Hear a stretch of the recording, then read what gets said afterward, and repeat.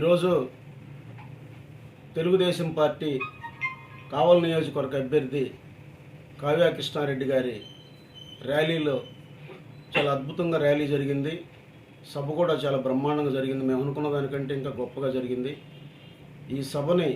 ఈ ర్యాలీని సక్సెస్ చేసిన తెలుగుదేశం పార్టీ నాయకులు, కార్యకర్తలు, జనసేన పార్టీ నాయకులు, కార్యకర్తలకు నా హృదయపూర్వక నమస్కారాలు తెలియజేస్తున్నాను.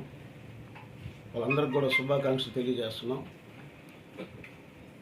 ముఖ్యంగా ఇప్పుడే చూశాను, ఒక జర్నలిస్ట్ క్లబ్లో ఒక ఆయన పెట్టున్నాడు, నేను ఏదో అలిగి సభలో నుంచి వెళ్ళిపోయానని.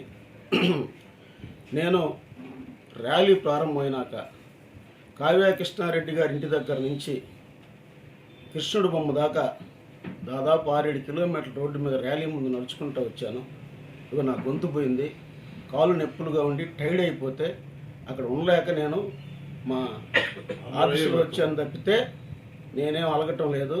అలగాల్సిన అవసరం నాకు లేదు. పిచ్చి పిచ్చి వేషాలు ఇవ్వకండి.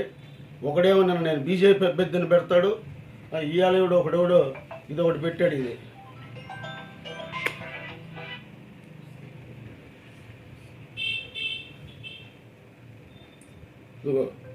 బ్రేకింగ్ న్యూస్ అంట, మలిశెట్టి పార్టీ గుడ్ బై అంట.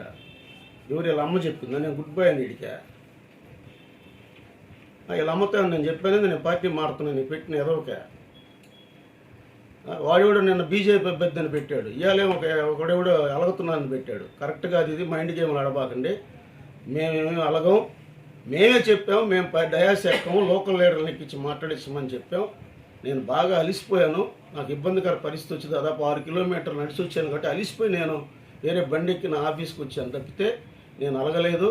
మేమందరం కలిసికట్టుగా ఉన్నాం. పార్టీలో మేమందరం కలిసి పనిచేసి కావ్య కృష్ణారెడ్డి గారిని ఎమ్మెల్యే అభ్యర్థిగా, వేమిరెడ్డి ప్రభాకర్ రెడ్డి గారిని ఎంపీ అభ్యర్థిగా బ్రహ్మాండమైన మెజార్టీతో గెలవబోతున్నారు.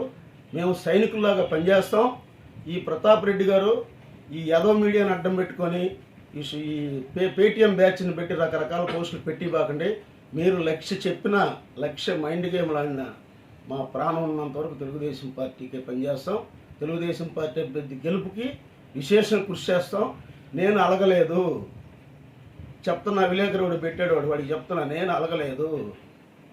నేను టైర్డ్ అయ్యి వచ్చా, గొంతు కూడా చూడండి రాసిపోయింది, నాకు ఎట్టున్నాను చూడండి.